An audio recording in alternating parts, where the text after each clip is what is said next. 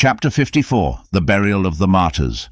The Prophet now led his companions down into the plain. Harith ibn as-Simma had been sent on ahead to look for the body of Hamza, but when he found him, he was so appalled at the sight and at having to tell the Prophet that he did not at once return, and Ali was sent after him. He found Harith standing aghast by the mutilated body, and they both returned together.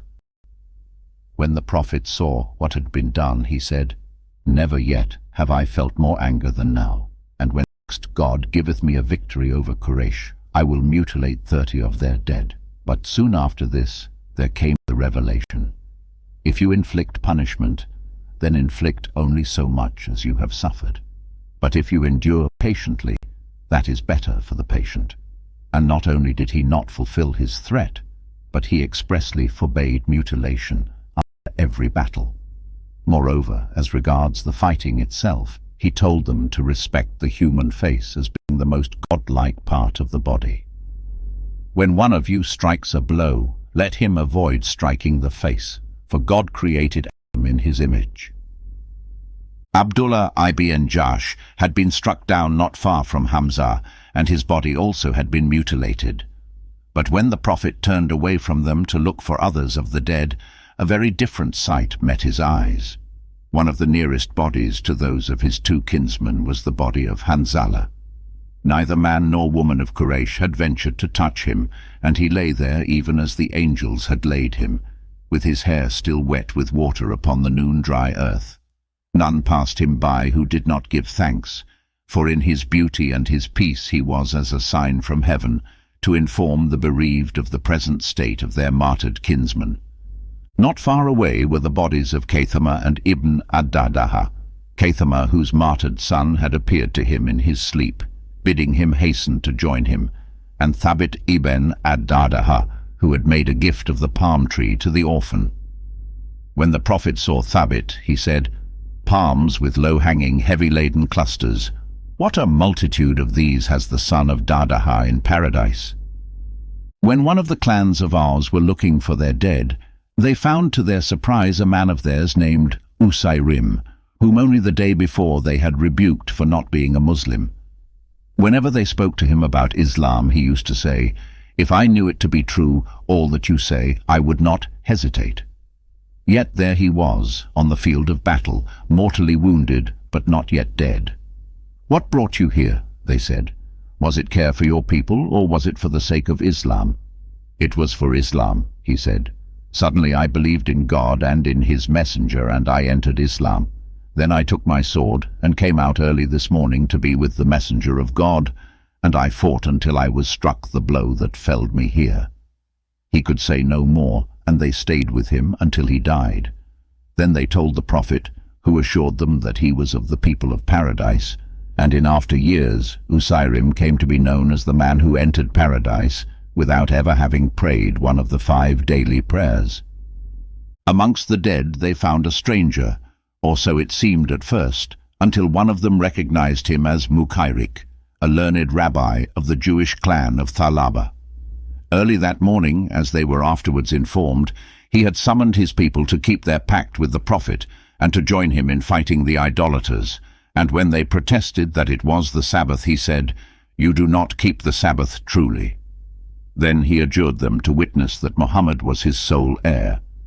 "If I am killed this day," he said, "my possessions are for Muhammad, to use even as God shall show him." Then taking his sword and other weapons, he set out for Uhud, where he fought till he was killed. Thereafter, a large portion of the alms that were distributed in Medina came from the rich palm groves that the Prophet inherited from Mukayrik, the best of the Jews, as he called him.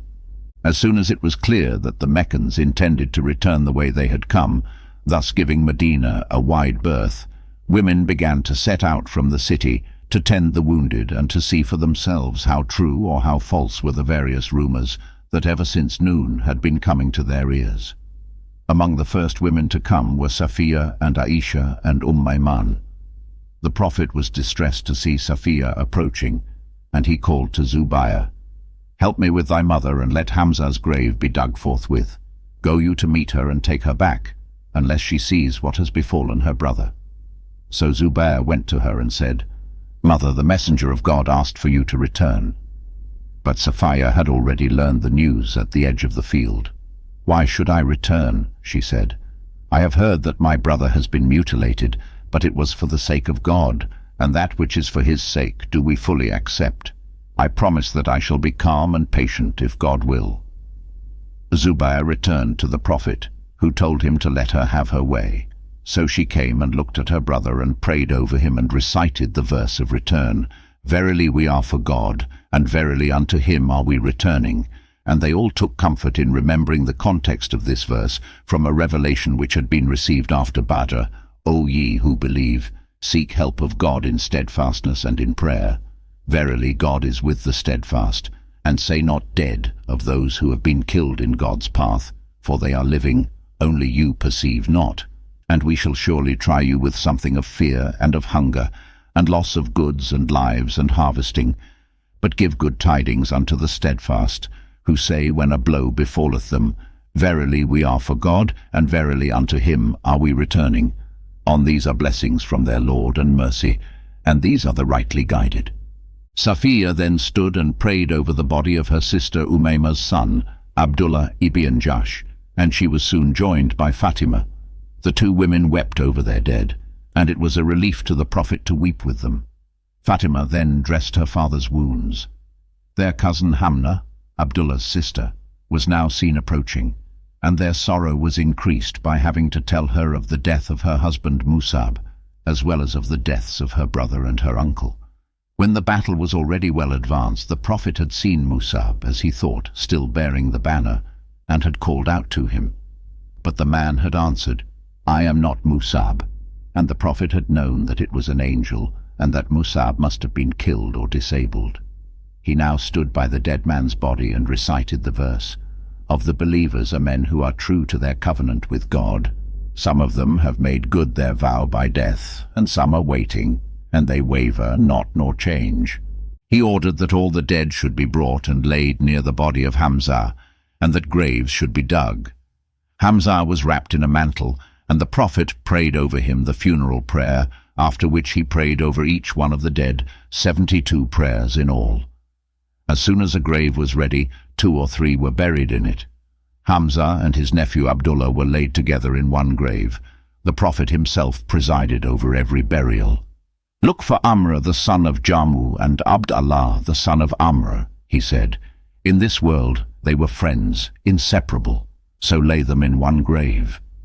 But Hind, wife of Amr and sister of Abdullah, the father of Jabir, had already brought the 2 bodies together, and with them the body of her son Khalad. She had tried to take them to Medina, but when her camel had reached the edge of the plain, he had refused to go any further, by God's command, as the Prophet told her, and she had been obliged to bring the bodies once more to the battlefield. So the 3 were laid in one grave, and the Prophet stood beside them until they were buried.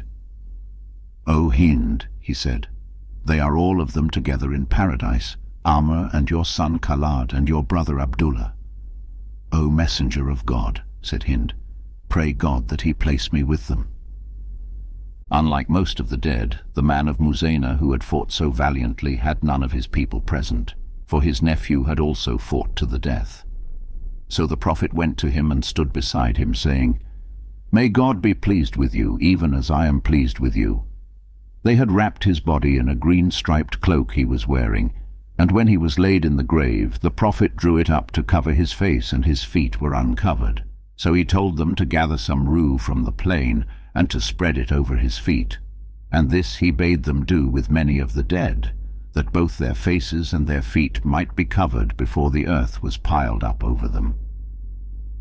When the last grave had been filled, the Prophet called for his horse, and mounted it, and they set off down the gorge, the way they had come at dawn.